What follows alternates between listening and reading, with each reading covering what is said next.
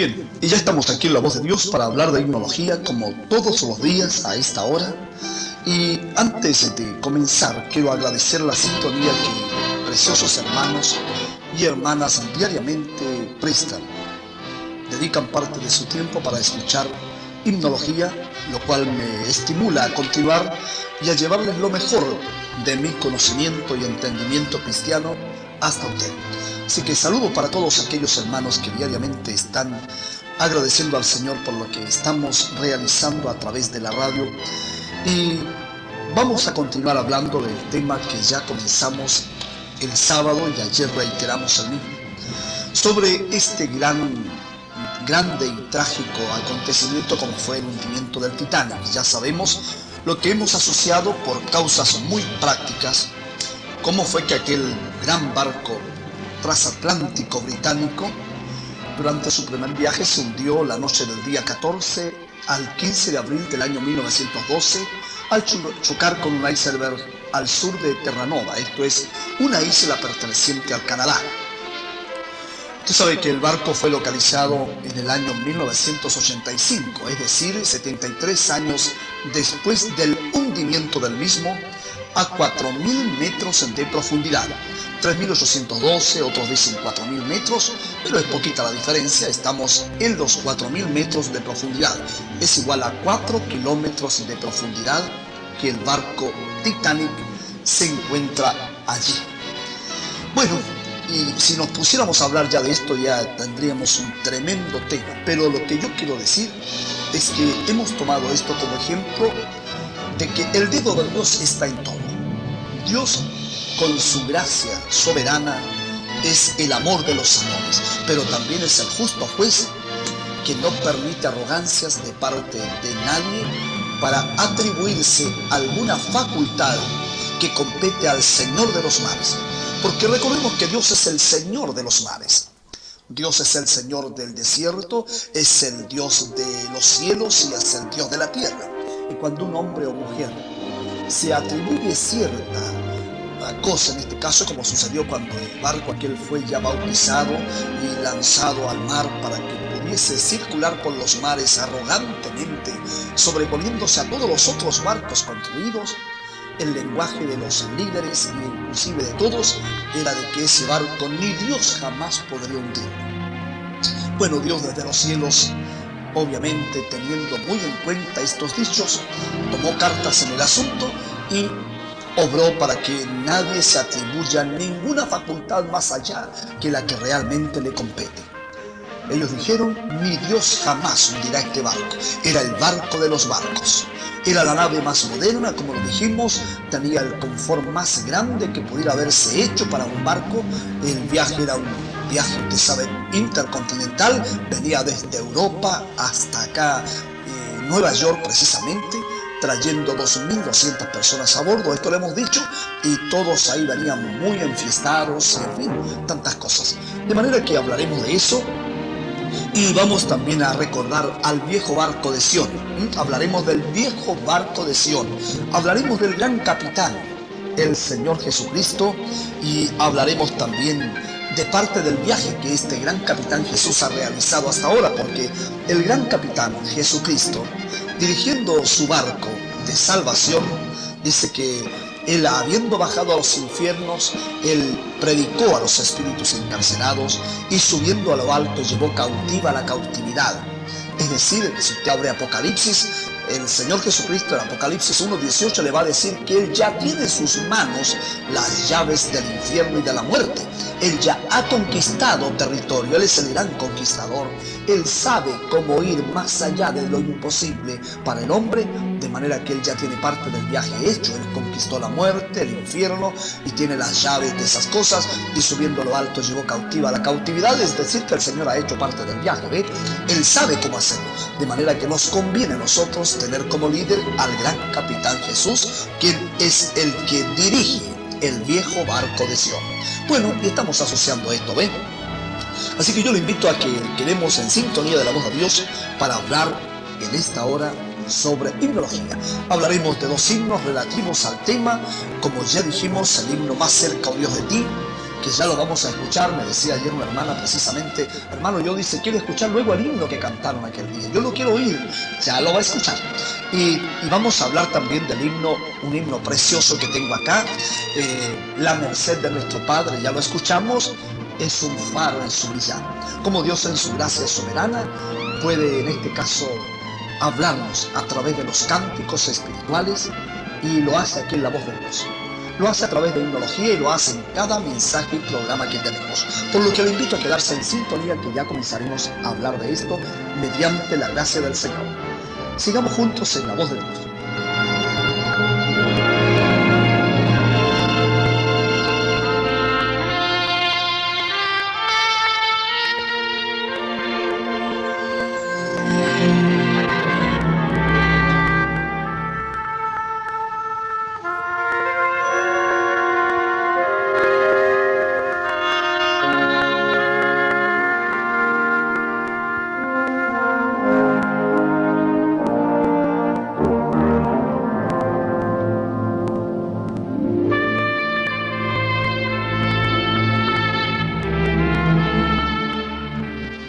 Bien, estamos de vuelta.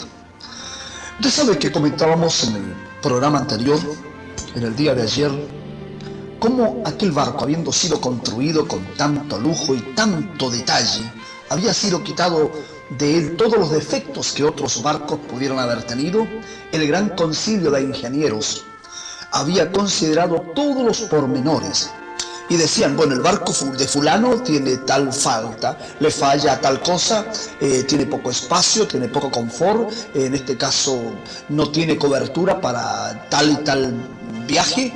En fin, tantos detalles como eso. El grosor y el espesor de las corazas son más delgadas. Nuestro barco tendrá vidrios de 23 centímetros, tendrá tanta eslora, tanta popa, etcétera, etcétera. Tantas cosas que habían los ingenieros en su concilio, porque eso es un concilio, es una reunión de personajes importantes. Ellos habían considerado, inclusive otra cosa muy clave, ellos tenían una señal de emergencia. Tenían una señal de emergencia que debían usar, pero experimentalmente. Ellos estaban con una señal, vieja señal de los barcos, era una clave CQD, era la clave que usaban los barcos en aquellos años. Pero como este barco tenía ciertas características que lo hacían ser superior en apariencia a los otros barcos, habían establecido una nueva clave, el SOS. Y según ellos, con ese nuevo sistema de comunicación, ellos podrían con mayor facilidad contactarse en caso de emergencia con los socorristas que estarían atentos al SOS, la señal de auxilio o de emergencia. Pero no todos estaban al tanto del SOS. Era experimental en este gran buque como era el Titanic. De manera que todos conocían la clave de emergencia, el CQD. Y el SOS era desconocido para muchos porque no estaba en ejercicio, recién iba a aplicarse. Era una nueva fórmula, es decir, había mucho modernismo en aquel barco en aquellos años. Estamos hablando del 1912. Y el barco había tenido varios años en los astilleros de Liverpool, donde había sido construido. Y mientras se construía, cada día se iban mejorando todos los sistemas de comunicación y todos los sistemas de navegación. Pero habían detalles muy notorios. Tenía un timón muy pequeño. Y usted sabe que el timón es lo que dirige el barco. Y un barco de 230 a 250 metros de largo necesita un timón grande, obviamente, porque 100.000 toneladas, o quizás más, capaz me quede corto, no se mueven así nada más en una dirección que uno quiera, como decir, voy a girar acá y un radio de giro, por decir, de 1 kilómetro. Hermano, con ese semejante mole de hierro, no era fácil. De manera que ellos le habían escapado en algunas cosas, como era el timón pequeño, que no obedecía a los mandos que tenía, y tenía otro gran defecto, como era en este caso la señal experimental que ellos tenían. Ahora, usted sabe, mi hermano, yo quiero que asociemos esto con el Evangelio de Jesucristo. En este tiempo hay muchos modernistas que han cambiado también la señal y la comunicación con Dios.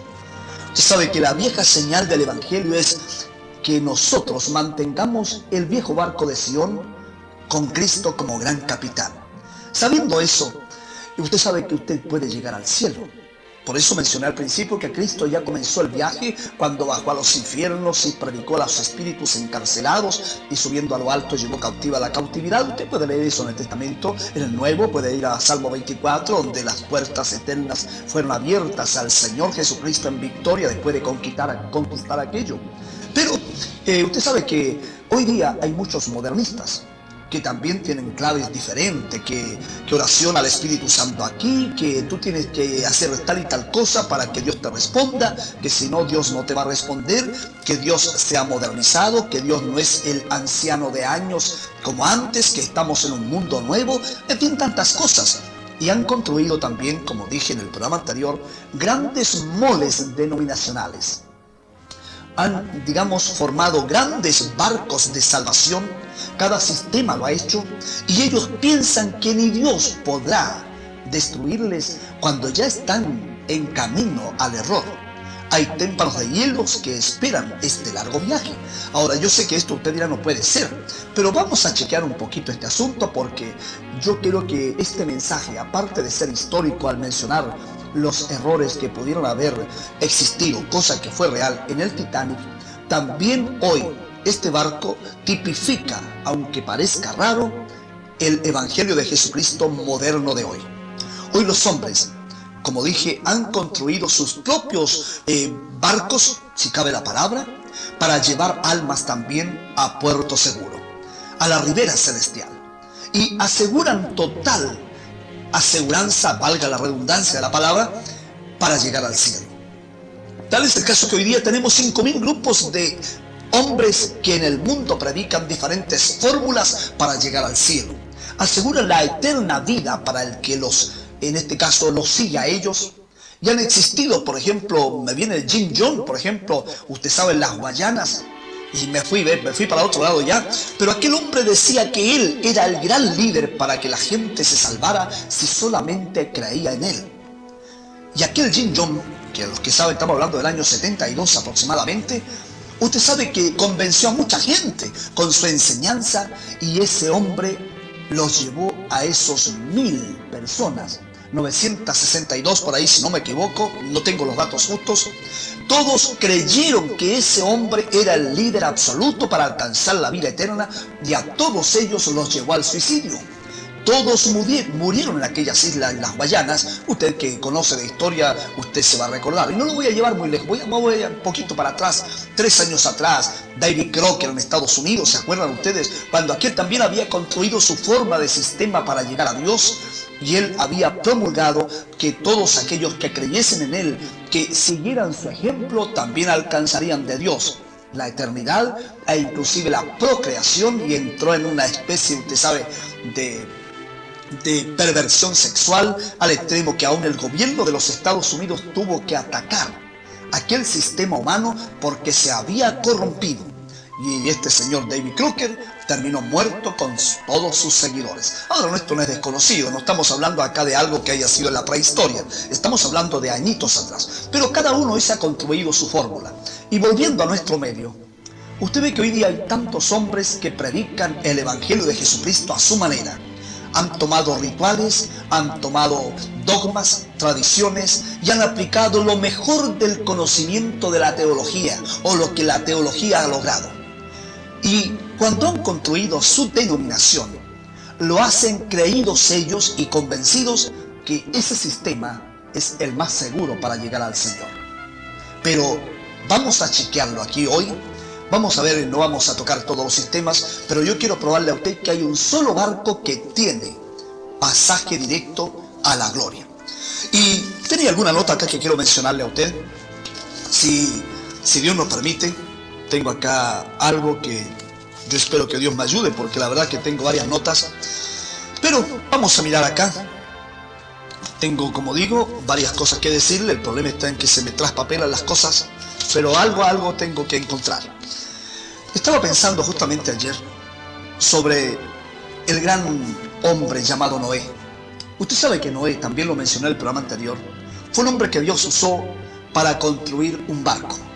El barco que él construyó no tenía nada de ciencia en él, ciencia terrenal. Punto 1. Porque Noé no tenía compañerismo con los sistemas denominacionales. Él estaba en un mundo que estaba corrompido. Hería en los ojos de Dios la corrupción del sistema de fe, por así decirlo, hería en la presencia de Dios. Toda carne se había corrompido. Los hombres adoraban a su manera. Habían iglesias por todos lados. Si no, usted vaya a Mateo 24 y va a encontrar allá donde Jesús habla que como en los días de Noé sería la venida hoy del Hijo del Hombre. Eso nos habla de un paralelismo de los acontecimientos. La ciencia en aquellos años superaba inclusive la de hoy, porque todavía hoy los hombres no pueden construir una pirámide como las que en aquellos años existían y existen hasta hoy. E inclusive los colores y la forma, usted sabe, de conservar los cadáveres como eran las momias, todavía no lo pueden conseguir hoy. Había una ciencia muy avanzada, de manera que la religiosidad en aquellos días era terrible. Era muy avanzada, pero aparece un carpintero llamado Noé. ¿Por qué nadie daba nada? Esa es la verdad. ¿Quién hubiera dado algo por Noé? Cuando él allá con su esfuerzo y con algunas personas se iba a talar madera al bosque y a preparar madera de gofer, como dije en el programa anterior, llevando esa madera por cuya madera nadie daba nada. Esa es la verdad. Por la madera de gofer no daba nadie nada porque era una madera a la vista de la gente, una madera inservible. Inservible porque era una madera, aparte de ser liviana, era ahuecada, estaba llena de porosidad, la madera de gofer. Pero Dios le había dicho a Noé que cortara madera de gofer para hacer una barca, un barco que no era tan grande como el Titanic, tenía apenas la mitad de largo, e inclusive el modelo que Dios le dio estaba lejos de la ciencia humana. Ellos podían haber tenido sus barcos en los lagos que habían, porque salía vapor que regaba la tierra, habían aguas, pero resulta que el barco de Noé no cualificaba con la ciencia de su día. De manera que cuando Noé comenzó, me imagino, a conversar con algunos de los llamados creyentes en aquellos años, y Noé seguramente al pregonar una salvación por la gracia de Dios a través de esa barquilla, todos se reían. No puede ser que este viejo, dirían, es un viejo que está fuera de lugar, es un rústico y obsoleto e irracional hombre. ¿Cómo este viejo Noé, carpintero mediocre, pudiera construir, decían ellos, una barca y menos todavía arriba de la loma y después decirnos que Dios va a inundar todo, aún los cerros? Esto es irracional, eso decía la ciencia. Pero aquel hombre Noé estaba construyendo un barco que iba a soportar no solamente el peso, sino los 40 días y 40 noches de lluvia torrencial, de rayos y truenos y turbulencias por doquier. Ese barco estaba hecha a prueba de tormenta. Estaba hecho de esa manera. Pero una cosa clave, ¿quién había diseñado los planos? No era un hombre terrenal, no era un teólogo, no era un científico. Dios había dado los planos a Noé cómo construyese aquella arca. Ahora mi pregunta sería, mi amado hermano, ¿cuánto hubiera dado usted por Noé aquel día? ¿Le hubiera usted creído a Noé? ¿Usted cree que si hubiese existido usted en aquel día, se hubiese usted parado al lado de Noé? Seguramente no. Muchos de mis oyentes que hoy tengo acá a través de la radio se hubieran parado seguramente al lado de la ciencia y de los modernistas de aquel día. Hubieran dicho, no, nuestra iglesia tiene el barco mejor. No, como este viejito, ¿qué sabe este viejito? Este viejito le ha dado el sol muy fuerte, seguramente este viejito está fuera de sí. Pero aquel anciano, note usted, estoy hablando del viejo barco de Sión, que esto tipifica la obra de salvación del Señor. Estoy hablando de aquel viejo Noé, por así decirlo con todo respeto, mi precioso hermano Noé, tenía los planos divinos en su mano y Dios le había dado las medidas exactas. Y aunque no cualificara con la ciencia de su día, ese barco era el barco de salvación. Ahora, volvamos a nosotros. ¿Qué del barco que usted está construyendo, amado pastor?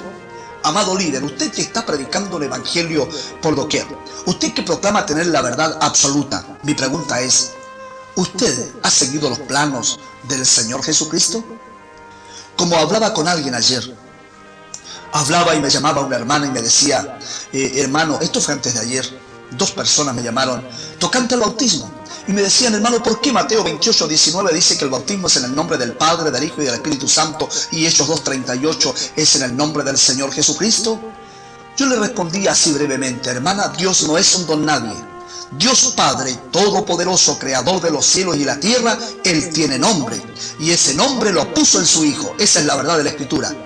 Dios Todopoderoso puso el nombre de Él en su Hijo, por cuya causa cuando el Espíritu Santo descendió en Pentecostés, el mismo Espíritu Santo, que es el Espíritu de Dios, llenó a Pedro y teniendo él las llaves del reino de los cielos, proclamó el bautismo en el nombre del Señor Jesucristo. Y tengo acá ante mí un libro de algunos que predican la Trinidad, donde citan a Tertuliano, Mariano, Justino Mártir y una serie de hombres históricos que tuvieron participación en la obra del Evangelio, si cabe la palabra, pervirtiendo el original y negando que el bautismo por los apóstoles fue hecho en el nombre del Señor Jesucristo. Y yo desafío aquí a través de la emisora a cualquier ministro teólogo que sea que me muestre en la Biblia un solo bautismo trinitario. Repito lo que digo, cualquier ministro que crea que en la Biblia existe un bautismo trinitario en el nombre del Padre, del Hijo y del Espíritu Santo, llámenos, porque estamos ciertos y seguros que el viejo barco de Sion tiene reglas, y la regla en el bautismo es en el nombre del Señor Jesucristo. Esto es para vosotros, para vuestros hijos, para los que están lejos, para cuantos nuestro Dios el Señor llamare. La iglesia del Señor Jesucristo está basada sobre el fundamento de los apóstoles y profetas, y no en fundamentos de teología, ni tontología, como digo yo, ni tampoco en obispos o ministros. La iglesia de Dios no se basa en ministros, sino en apóstoles y profetas. Puede ir a Efesios 2:20 y va a encontrar usted esa clave. Bueno, y volvemos al mensaje. Entonces la gente hoy día ve esto y dice, no puede ser, ¿cómo vamos a volver al pasado? La iglesia se ha modernizado. Mire, así sea el Titanic más grande que usted tenga, si no ha servido o no se ha sujetado usted a los planos del Señor, su barco zozobrará. Y déjeme decirle, ahora entro a este tema. Ve, aquí voy a mostrarle una cosita a usted. Le voy a mostrar esto porque tenemos poco tiempo. Hay un himno que se llama La Merced de Nuestro Padre. Y nos metimos acá otra vez porque creo que vamos a tener para rato con el Titanic. Y La Merced de Nuestro Padre es un himno escrito por el hermano Felipe Bliss. Felipe Bliss, un gran hombre de Dios. Y él nació el año 1838 y murió el año 1876. Poseía un gran talento, raramente escuchaba una historia sin sentir la inspiración de componer un nuevo canto para ello. De esta manera él formaba la letra y la música de los himnos al mismo tiempo. Estoy hablando del hermano Felipe Bliss. Bliss nació en un lugar humilde en el norte del estado de Pensilvania. A la edad de 11 años salió de su hogar para trabajar en distintos campos, de tal manera que su educación fue muy escasa. A los 12 años fue bautizado en una iglesia del condado de Tioga, Pensilvania, pero al poco tiempo empezó a participar en reuniones metodistas y servicios evangelísticos. Al casarse se unió a la iglesia presbiteriana, donde su esposa era muy activa. Ahora, yo le quiero mencionar algunas cosas que influyeron en esto, porque tengo muchas cosas que decirle. Bliss obtuvo alta reputación como orador, director de canto, solista, en reuniones celebradas en varios lugares de los Estados Unidos de América. En una ocasión, mientras hablaba en una convención general de ministros donde estaba dirigiendo el canto congregacional, dijo: hemos escuchado excelentes predicaciones, oraciones fervorosas, pero muy poco canto alegre. ¿A qué se debe hoy que muy pocos ministros canten alabanzas espirituales al Señor? ¿A qué se debe? Había también entrado el espíritu de la terquedad para cantar cánticos espirituales al Señor. Déjeme decirle, el otro día justamente sintonicé un canal de televisión donde habían en la televisión unos cantantes modernistas cantando canciones según el líder inspiradas por el Espíritu Santo, pero no cualifican con la historia sagrada de los himnos. Estos temas no cualifican porque están fuera de la lógica del Espíritu Santo. Y bueno, yo me atreví a llamar y le pregunté a la hermana que atendía el teléfono, le digo: hermana, ¿no pudieran los hermanos que están cantando entonar algún salmo o un himno espiritual al Señor? Ella me dijo: no, hermano, dice, ellos ya tienen todo programado y esos son himnos. Yo le dije: no, hermana, esos no son himnos. No, dice, si son. Le dije: hermana, por favor, no son himnos. Los himnos son de otra manera. Y le agregué, y no pudiera en este caso el irreverente, y lo dije así, que está en ese lugar con un gorro puesto, quitarse el gorro por lo menos. Ella se molestó y me cortó. Pero hay que ser realista, hermano. Si creemos que hay un Dios glorioso en nuestra presencia, por lo menos quítese el sombrero. Pero hoy día no, están con gorros, están con estilos modernos, cantando al ritmo del rock y la salsa y la cumbia y todo aquello, y han dejado de lado, como decía el hermano Felipe Albiz, el canto espiritual al Señor. Fíjese que el hermano, en este caso ya voy a saltar porque tengo mucho que leer acá, el hermano Felipe Albiz entonces estuvo como director 3 años de música de la primera iglesia congregacional de Chicago, y el origen de este himno es que una noche escuchaba el hermano Bliss atentamente al evangelista Moody, y nos fuimos a la historia, ¿ves? Y el ministro Moody, el gran evangelista, aquel que era un hombre, usted sabe, zapatero, remendón, tenía un hablar un poquito gangoso, era un hombre espiritual. Y relató el hermano Moody una historia acerca del capitán de un barco que se acercaba al puerto de Cleveland en una noche oscura y tempestuosa. Además de los peligros de la tempestad, existía el peligro de acercarse al puerto sin ver ni una sola estrella en el cielo. Y el capitán, en este caso, usted sabe, viendo un faro brillando a lo lejos, preguntó al piloto: ¿estás seguro que aquí es Cleveland? Y el piloto respondió: sí, señor. ¿Dónde están las luces de la costa?, preguntó una vez más el capitán. Se han apagado, mi capitán, respondió el piloto. ¿Podremos entrar al puerto?, dijo el capitán. Preguntó por tercera vez el capitán, en este caso al vigía que estaba ahí. Es menester que entremos al puerto o pereceremos. Entonces contestó el piloto: como consecuencia no podremos entrar porque las luces se han apagado y no podremos entrar. El barco se destrozó en las rocas. Las luces del puerto se habían apagado. Cuando esto escuchó el hermano Felipe Bliss, esta historia real, porque el barco aquel se destrozó en las rocas al no haber luces en el puerto que indicaran la entrada al mismo, el hermano compuso el himno que enseguida vamos a escuchar.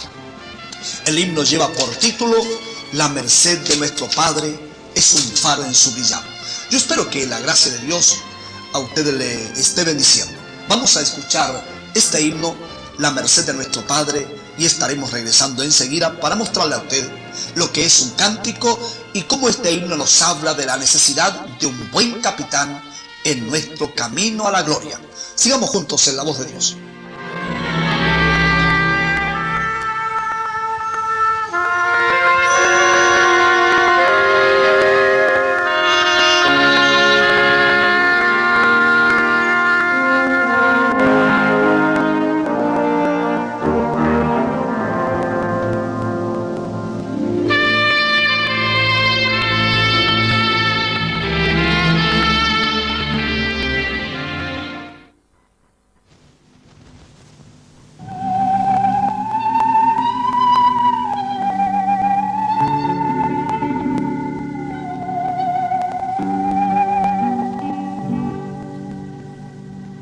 La merced de nuestro Padre